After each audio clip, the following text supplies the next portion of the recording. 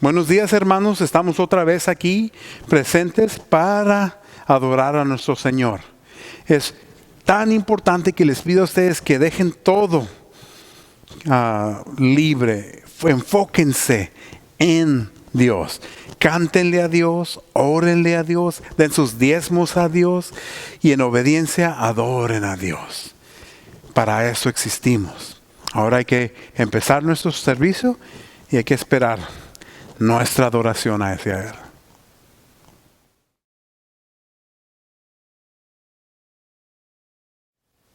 Espléndido y majestuoso es lo que hace su trabajo, y su justicia permanecerá para siempre. Salmos 111:3. Hola, buenos días a todos. Que el Señor les bendiga. En esta mañana les damos gracias a Dios por su vida. Y antes de empezar este momento de alabanza y adoración, si pueden inclinar sus rostros para orar. Señor, te damos gracias porque tú eres bueno, Señor. Gracias por cada persona que está conectada en estos momentos. Te pedimos que sea tu Espíritu Santo tocándolos ahí donde ellos se encuentran. Y Dios, te pido que seas tú el que cuides a cada uno de ellos. Y te damos toda la honra y toda la gloria en el nombre de Jesús. Amén.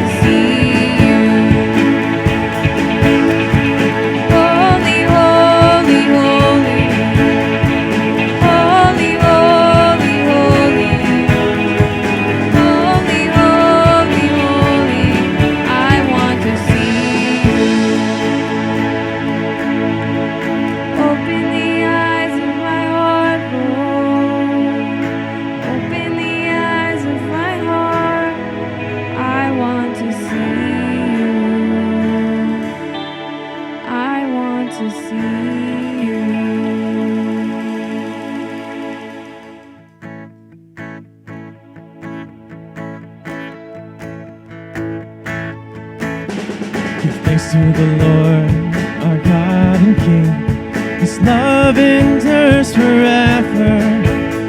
For He is good, He is above all things. His love endures forever. Sing praise, sing praise.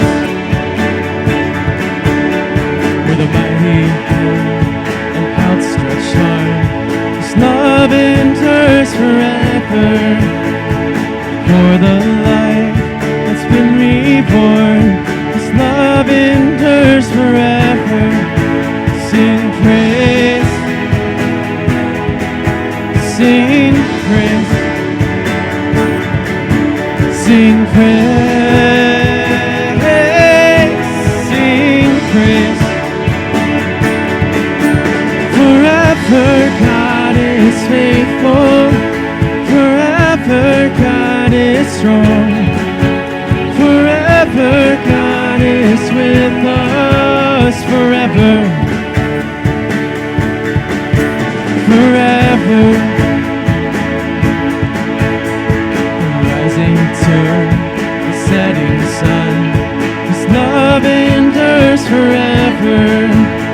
by the grace of God, we will carry on.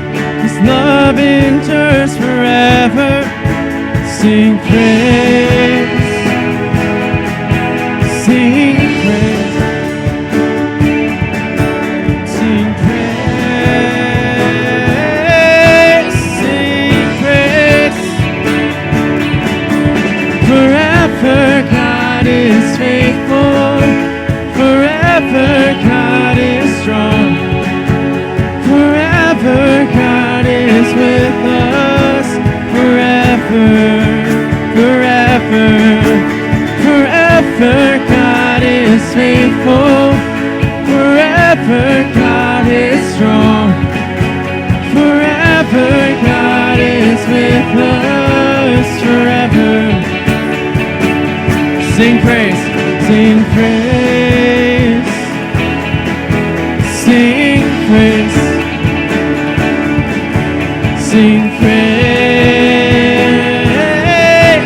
sing praise. Forever God is faithful, forever God is strong, forever God is with us, forever. Forever God is faithful, forever God is strong, forever God is with us, forever, forever.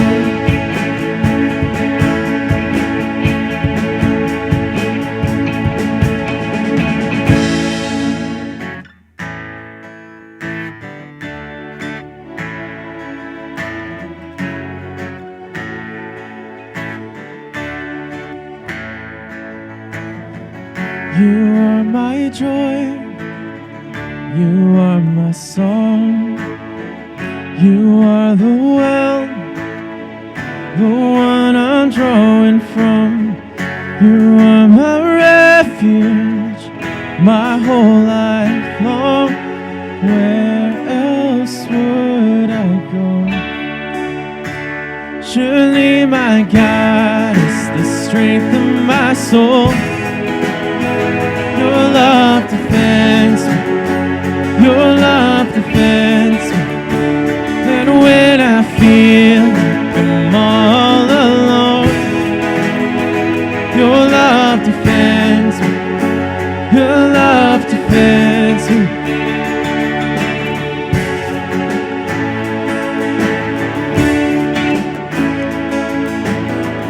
Day after day, night after night, I will remember you're with me in this fight. Although the battle, it rages on, the war is already won. I know the war is already won. Surely my God is the strength of my soul. Your love defends me, your love defends me. And when I feel like I'm all alone, oh, your love defends me, your love defends me. We sing hallelujah. You're my portion, my salvation. Hallelujah. Surely my God is the strength of my soul. Your love defends me, your love defends me. And when I feel like I'm all alone, your love defends me, your love defends me. Surely my God is the strength of my soul. Your love defends me, your love defends me. And when I feel like I'm all alone, your love defends me, your love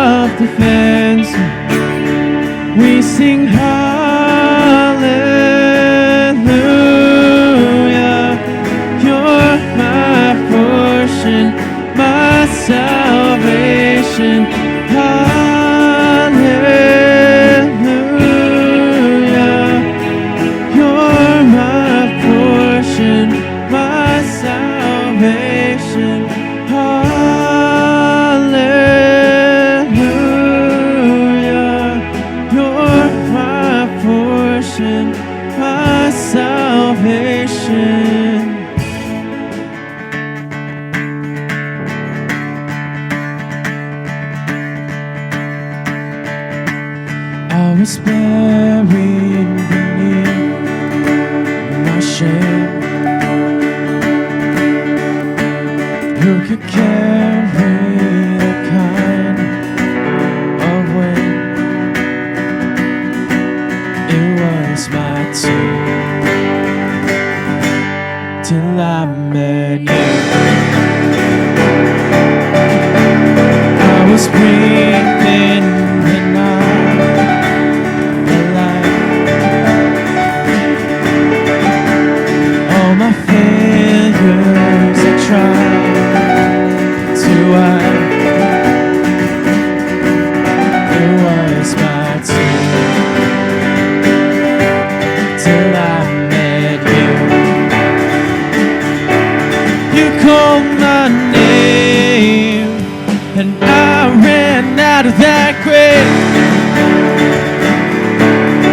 out of the darkness into your glorious day.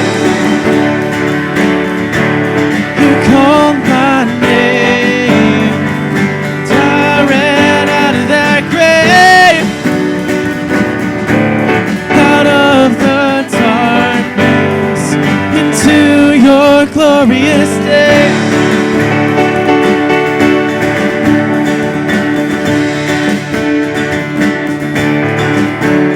Now your mercy saves my soul. Now your freedom is all that I know. The old name knew Jesus when I met you, 'cause you called my name and I ran out of that grave,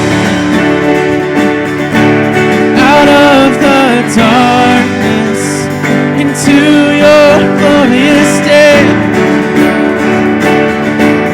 You called my name, I ran out of that grave,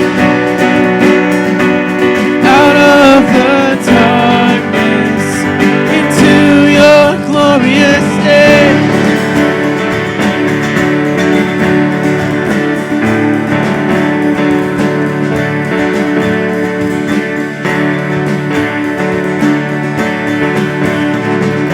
I needed rescue, my sin was heavy. Chains break out the weight of your glory. I needed shelter, I was an orphan, and you called me a citizen of heaven. When I was broken, you were my healing. Now your love is the air that I'm breathing. I have a future, my eyes are open. It's when you call my name. And I ran out of that grave, out of the darkness into your glorious day. You called my name, I ran out of that grave, out of the darkness into your glorious day.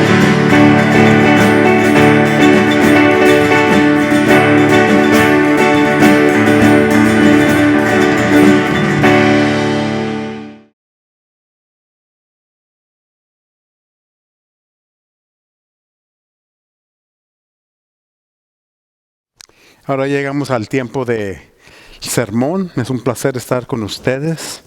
Vamos a seguir estudiando la carta a los Romanos por el apóstol Pablo. Vamos a estar leyendo en Romanos capítulo 3, versos de 5 al 8. Romanos capítulo 3, del 5 al 8. Lean conmigo, por favor. Pero, si nuestra injusticia pone de relieve a la justicia de Dios, ¿qué diremos? ¿Que Dios es injusto al declarar sobre nosotros su ira? Hablo en términos humanos. De ninguna manera. Si así fuera, ¿cómo podría Dios juzgar al mundo? alguien podría objetar si mi mentira destacara la verdad de Dios y así aumenta su gloria, ¿por qué todavía me juzga como pecador? ¿Por qué no decir, hagamos lo malo para que venga lo bueno? Así nos calumnian algunos asegurando de que eso es lo que enseñamos, pero bien merecida se tiene la condenación. Vamos a orar. Mi Dios, gracias te damos por este día. Mi Dios, gracias te damos porque nos juntamos para adorar tu nombre. Tú eres grande y poderoso. Abre nuestras mentes, mi Dios, a que aprendamos a ver tu escritura como lo que es, mi Dios. No nuestra opinión. Si lo que aprendemos está en contra de lo que se ha enseñado, que evaluemos lo que verdaderamente es tuyo, mi Dios. Muévenos a educarnos mejor y buscar tu verdad en la tierra y en tus escrituras. Gracias por todo. En nombre de Jesús. Amén. Mis hermanos, esta semana en Estados Unidos hemos tenido unos grandes problemas donde un grupo de personas que está enojado por el resultado de las elecciones invadió el Capitolio en Washington. Y es un momento terrible en nuestra nación. Nunca se esperaría esto en Estados Unidos porque por muchos años es considerado el gobierno más estable. Y vemos de que el enojo de algunas personas ha llegado a este problema moderno que tenemos. Como iglesia tenemos que trabajar mejor para introducir el amor de Dios, que la gente se mueva al amor de Dios y que no sea motivado por razones políticas, sino por su fe en Dios. Lo peor es que algunos cristianos han tomado por sí mismos defender las acciones de esos terroristas en nuestra nación. Hay una gran confusión por la política de Estados Unidos y del mundo de quién está correcto. Yo les digo esto. La Biblia nos indica ser personas de paz. Está bien si usted tiene sus opiniones, si usted tiene sus ideas, pero tiene que ser una persona de paz. Y lo más importante para un cristiano es de declarar el reino de Dios al mundo, no promover política. Entonces, como cristianos tenemos que volver a entender los propósitos de Dios y sus escrituras y empezar a enseñarlos. Tengan mucho cuidado cuando la política empieza a motivar sus ideas de fe, porque no van juntas. Nada político va junto con nuestra fe. Y vamos a ver que el error de interpretación de las escrituras, porque he visto muchas cosas en el internet que declaran algo de Dios. No, mis hermanos. Los problemas de la política no se justifican y no se defienden con la escritura de Dios. Para nada. El reino de Dios es aparte. Trabaja de una manera muy diferente y está buscando que sus siervos sean obedientes. Y es lo que vemos aquí en esas escrituras. Vemos que el mismo problema ocurre con las escrituras. Por ejemplo, hay un gran movimiento estos días sobre las promesas de Dios. Y agarramos promesas del Antiguo Testamento que era para un pueblo diferente, un grupo de personas diferentes, y lo aplicamos para nosotros. Hasta hay un movimiento en Estados Unidos que cree que Estados Unidos es la Nueva Jerusalén, que Estados Unidos ha tomado a la posición que Israel tuvo en el pasado. Es una gran mentira. Dios no trabaja con las naciones de esta tierra. Dios trabaja con la iglesia y su iglesia toca los corazones del mundo. Es por eso que Pablo está escribiendo estas cosas en Romanos, donde había problemas similares, donde la mala interpretación de las escrituras causaba un problema.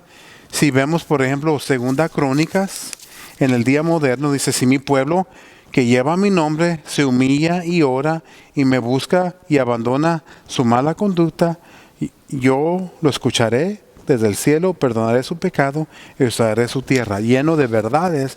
Pero les repito, esto no es una promesa para nosotros. Él está hablando de otro pueblo.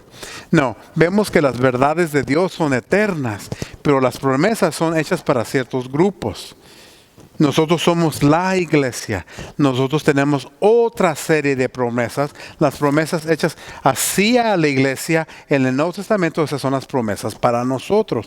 Por ejemplo, cuando hacemos la Santa Cena, Cristo lo puso en las Escrituras de que Él no tomará de la fruta de la viña, ni comerá del pan hasta que lo haga con nosotros cuando Él regrese.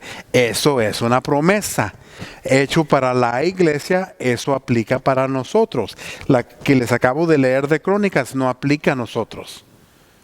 Aunque Dios siempre demanda que nos arrepentamos y Él perdona, no significa que esa promesa es para nosotros. Fue para otro grupo de creyentes que necesitaban cambiar su vida. Tenemos que tener mucho cuidado porque eso es lo que pasa. Malinterpretamos las enseñanzas de Dios y las aplicamos al día moderno sin entender el contexto en que fueron puestas.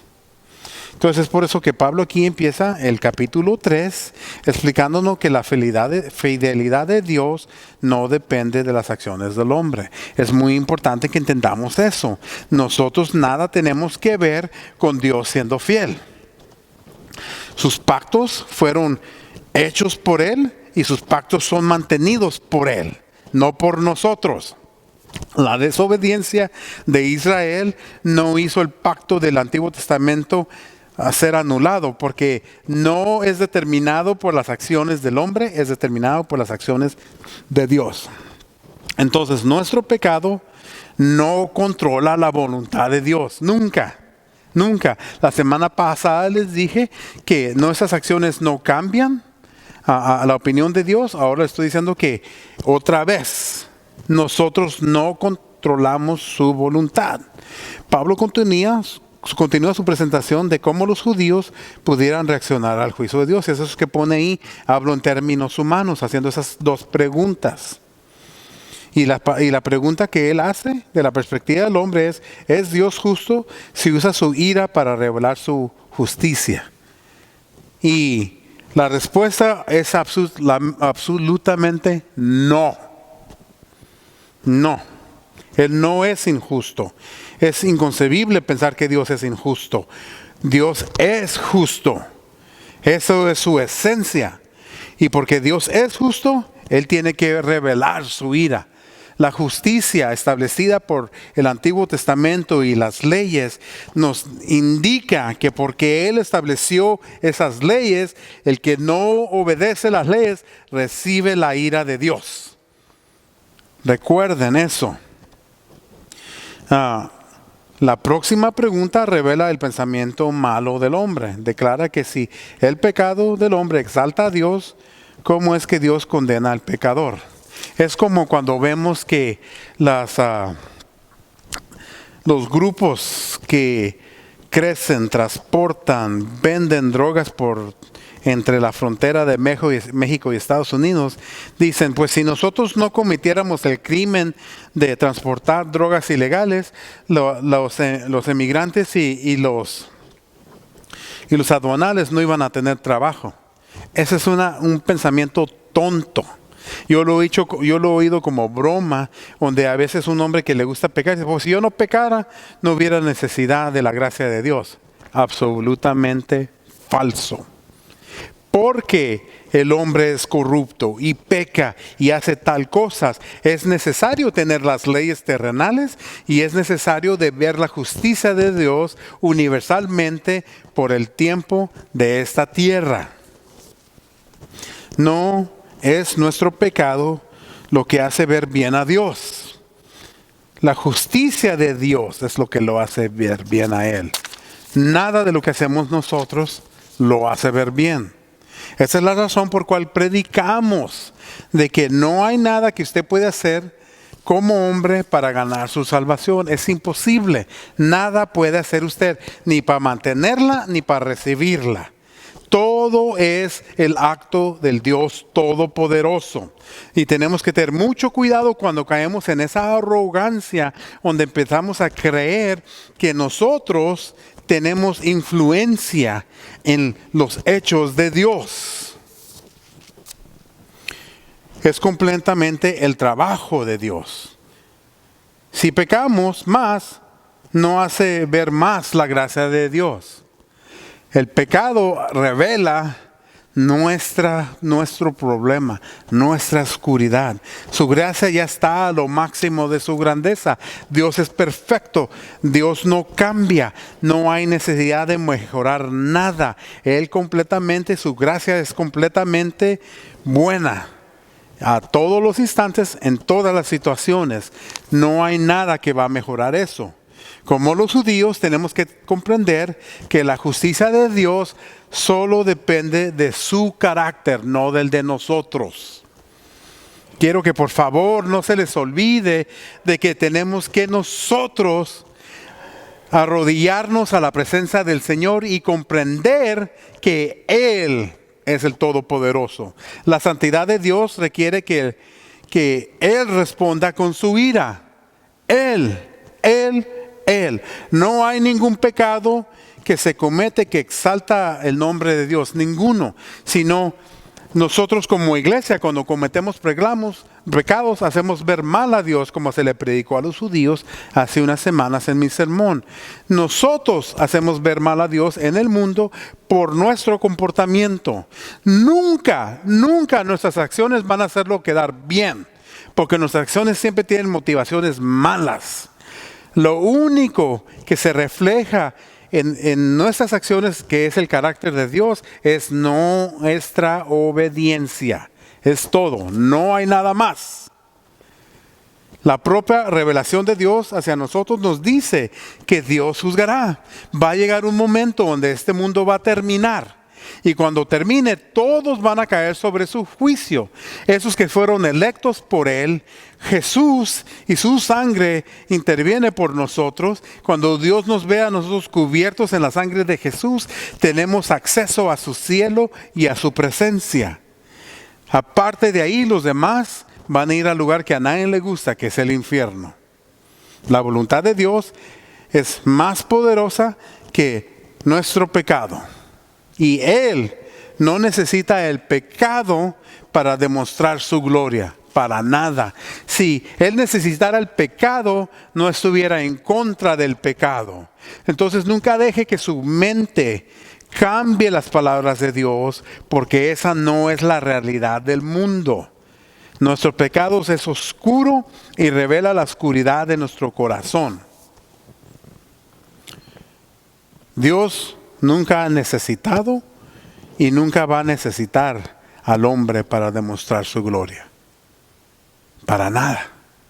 Él es todo. Dios es justo y virtuoso hasta cuando castiga a su pueblo. Castigar a su pueblo es algo que automáticamente tiene que pasar porque vivimos en pecado. No hay otra manera de que eso va a funcionar. La ley nos condena, la gracia de Dios nos perdona, pero de todos modos la justicia de Dios tiene que caer sobre la tierra. No hay opción. Desde el comienzo de la ley, desde la creación, ya estaba el plan de Dios para juzgar al hombre. Denle gracias a Dios. Si ustedes son cristianos y sirven bien a Dios, no se les olvide eso. Si ustedes no están en obediencia sirviendo a Dios, están en serios problemas. Eso indica que usted de veras no tiene relación con Dios o está viviendo una vida falsa que no pertenece al reino de Dios. Tengan mucho cuidado, mis hermanos. La Biblia siempre nos lleva a humildad. Y estar en la presencia de Dios es lo que causa. La Biblia dice que al final, cuando Él regrese, todos nosotros y todo el mundo va a caer de rodillas y va a decir: santo, santo, santo es el Dios Todopoderoso. Eso no es determinado por nuestra existencia, es determinado como este cuerpo va a reaccionar a Dios, porque Él es el creador de este cuerpo. Todos en el mundo van a hacer lo mismo, los que creen y los que no creen, porque en ese momento ya no va a haber duda de que Dios es vivo y existe. Yo les pido, mis hermanos, vivan en humildad, vivan en justicia y sean honestos con sí mismos, y así es como mejor sirven a Dios. No caigan en esta arrogancia donde usted piensa que usted tiene alguna influencia en Dios y que usted revela su justicia, porque no es cierto. Recuerden eso. Los quiero mucho y los veo la semana que viene. Disfruten el resto de fin de semana con sus familias y ahora esperamos la oración final.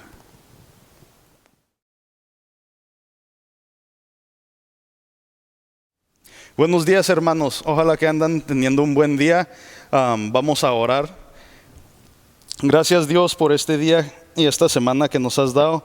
Ojalá, Dios, que nos puedas proteger en estos tiempos que hay muchas cosas raras pasando. En el nombre de Jesucristo, amén.